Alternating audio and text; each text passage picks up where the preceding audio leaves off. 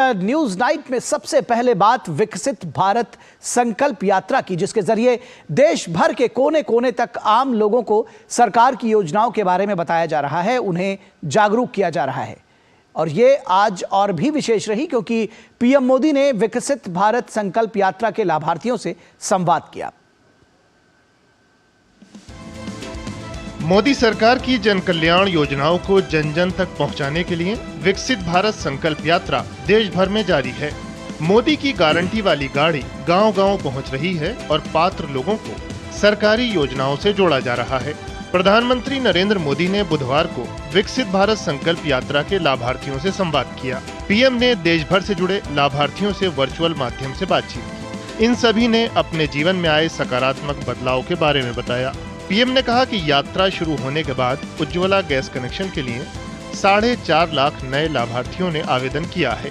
PM ने बताया कि यात्रा के दौरान मौके पर ही 1 करोड़ आयुष्मान कार्ड दिए जा चुके हैं। आपके गांव इसलिए पहुंचा हूं कि अभी भी जो लोग रह गए हैं मैं उनको खोज रहा हूं। जैसे पता चलेगा आने वाले दिनों में उन तक भी मैं पहुंचाऊंगा, इसकी गारंटी लेकर के मैं आया हूं। जिसको अभी घर नहीं मिला है उसको घर मिलेगा, जिसको गैस नहीं मिला है उसको गैस मिलेगा, जिसको आयुष्मान कार्ड नहीं मिला है उसको आयुष्मान कार्ड मिलेगा। प्रधानमंत्री ने महिला सशक्तिकरण के लिए सरकार द्वारा किए जा रहे प्रयासों का भी जिक्र किया। पीएम ने कहा कि ग्रामीण महिलाओं को स्वरोजगार देने के लिए सरकार बहुत बड़ा अभियान चला रही है। बीते वर्षों में देश में लगभग 10 करोड़ बहनें, बेटियां, दीदियां सेल्फ हेल्प ग्रुप से जुड़ी हैं। इन बहनों बेटियों को बैंकों के द्वारा 7.5 लाख करोड़ रुपए, यह आंकड़ा अखबार में कभी आपने पढ़ा नहीं होगा। इस देश में सेल्फ हेल्प ग्रुप की दीदियों को बैंकों के माध्यम से 7.5 लाख करोड़ रुपए उनके हाथ में आना, इसकी मदद हो जाना, यानी कितना बड़ा क्रांति भरा काम हो रहा है। मोदी सरकार के प्रयासों से महिलाओं के जीवन में आए सकारात्मक बदलाव को मध्य प्रदेश के देवास की रुबीना खान की बातों में भी समझा जा सकता है। पीएम के साथ बातचीत करते हुए उन्होंने महिला स्वयं सहायता समूहों से जुड़कर ग्रामीण महिलाओं को हो रहे लाभ के बारे में बताया। मोटरसाइकिल से माल नहीं बेच पा रही थी मैं, तो मैंने Maruti van, second hand Maruti van खरीदी। मारुति वैन लाई आप? जी सर, मारुति वैन लेके नहीं। मेरे पास तो साइकिल भी नहीं है और आपके पास मारुति वैन है। जी सर। अच्छा, पीछे इतनी सारी महिलाएं दिख रही हैं, जरा हाथ ऊपर करके बताएं कौन लखपति दीदी बनना चाहता है। देखिए, मेरे पास बहुत काम है। अगर आप मेरे साथ खड़े रहेंगे तो आप सब लखपति दीदी बन सकते हैं। बिल्कुल सर, हम सब दीदियां आपके साथ खड़े हुए हैं। प्रधानमंत्री ने किसानों के कल्याण के लिए सरकार द्वारा उठाए जा रहे कदमों के बारे में भी बात की।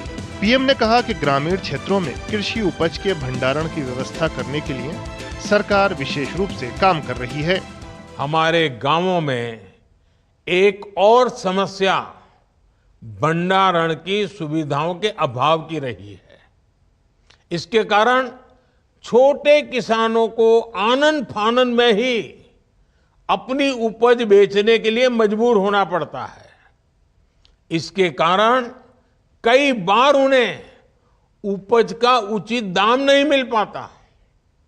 इस मजबूरी से छोटे किसानों को मुक्ति दिलाने के लिए देश भर में भंडारण की एक बहुत बड़ी कैपेसिटी तैयार की जा रही है। प्रधानमंत्री से बातचीत करते हुए हरिद्वार के किसान गुरदेव सिंह ने मत्स्य संपदा योजना से हुए लाभ के बारे में बताया। उन्होंने इससे अपनी आय में हुई बढ़ोतरी के बारे में भी बात की।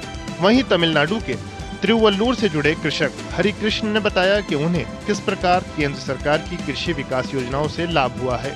राजस्थान के कोटा से जुड़ी सपना प्रजापति ने पीएम स्वनिधि योजना से मिली मदद के बारे में बताया। उन्होंने डिजिटल पेमेंट के बढ़ते दायरे के बारे में भी बात की। पीएम आवास योजना की मदद से अपनी पक्की छत पाने वाले त्रिपुरा के अर्जुन सिंह ने प्रधानमंत्री का आभार जताया। पहले कच्चे घर में झोपड़ी में रहते थे, तो आपके जीवन में बदलाव क्या आया?